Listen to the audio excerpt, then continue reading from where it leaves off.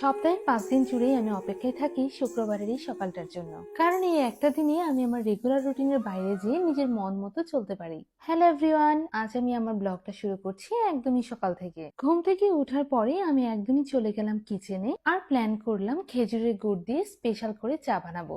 আর আমি সবসময় চায়ে এলাচ, দারচিনি এগুলো দিয়ে করতে পছন্দ করি, সেটা হোক দুধ চা কিংবা র চা। আমার মনে হয় এতে করে স্মেলটাও খুব ভালো আসে। আর এই যে সাথে খেজুরের গুঁড়ো দিয়ে দিলাম, এরপর দুটো ডিম ফেটিয়ে নিলাম, আর এরপর সেখানে লবণ, সামান্য চিনি, শুকনা মরিচের গুঁড়া এবং গোলমরিচের গুঁড়া দিয়ে মিশিয়ে নিলাম। এন্ড এরপর এই ফ্যাটানো ডিম দিয়ে ব্রেড গুলো বাটারে ভেজে নিলাম। হালকা নাস্তার মধ্যে আমার না এই আইটেমটা খুবই ভালো লাগে। সপ্তাহের অন্যান্য দিনগুলোতে যেহেতু আমার অফিস থাকে, তাই ম্যাক্সিমাম টাইমগুলোতেই সকালে ভাত রান্না করা হয়, আর তাই মোটামুটি ভাত দিয়ে আমার সকালের নাস্তাটাও সেরে নেওয়া হয়। যাই হোক, একদম কম সময়ের মধ্যে সকালের নাস্তাটা কমপ্লিট করে ফেলেছি।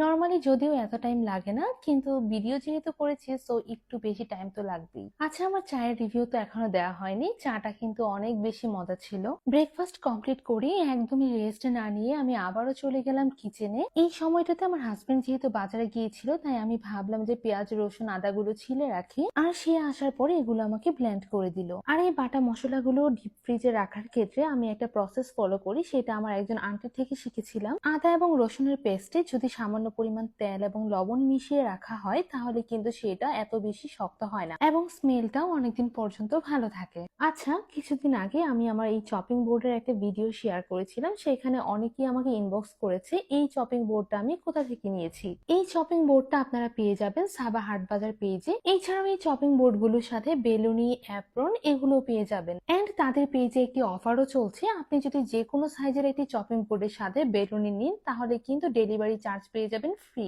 এবং সেই সাথে আরো পেয়ে যাবেন প্রিমিয়াম কোয়ালিটির একটি কিচেন অ্যাপ্রন। আচ্ছা যাই হোক, আজকে দুপুরের খাবারের জন্য আমি রান্না করেছি মসুর এবং মুগ ডাল একসাথে করে, আর সাথে করেছি পোলাও এবং মুরগির মাংস।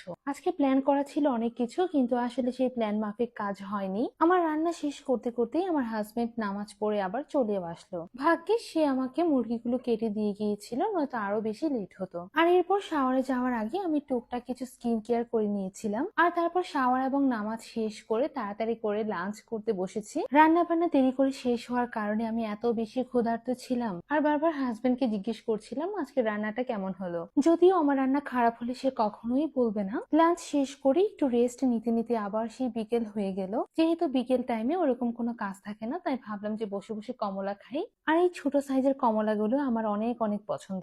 আর এইভাবেই বাসার কাজ করতে করতে আমার আজকে সারাটা দিন শেষ হয়ে গেল। এরপর সন্ধ্যার দিকে জানালার পাশে দাঁড়িয়ে আমি বাইরের দৃশ্যগুলো দেখছিলাম। কি সুন্দর, তাই না? যাই হোক, আজকে এই পর্যন্তই। Thanks for watching.